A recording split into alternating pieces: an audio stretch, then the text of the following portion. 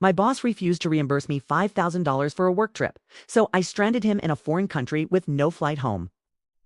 I worked as an executive assistant for the CEO of a boutique consulting firm.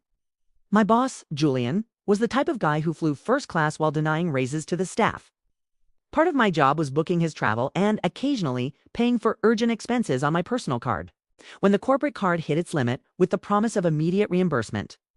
Last month, Julian sent me to a conference in London to set up his booth.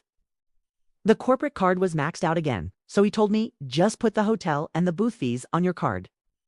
I'll approve the expense report the second you get back. I promise. I spent $5,000 of my own savings. I got back, filed the report, and waited. And waited. When I asked Julian about it, he didn't look up from his phone. Yeah, cash flow is tight right now. We're freezing all non-essential reimbursements. Maybe next quarter? Next quarter.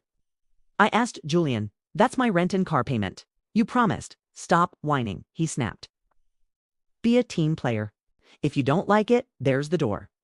I was shaking with rage. I went back to my desk. I realized he wasn't going to pay me, but then I looked at my calendar. Julian was currently in Dubai for a networking vacation that I had booked for him. He was scheduled to fly home the next day on a first-class ticket that cost $12,000. I logged into the airline portal. As his executive assistant, I had full admin access. I pulled up his itinerary. I hovered over the cancel booking button. I didn't just cancel it, I processed it as a voluntary refund to original payment method. Since the ticket was fully refundable, the $12,000 went back to the company account which he couldn't access while in the air. Not to him personally.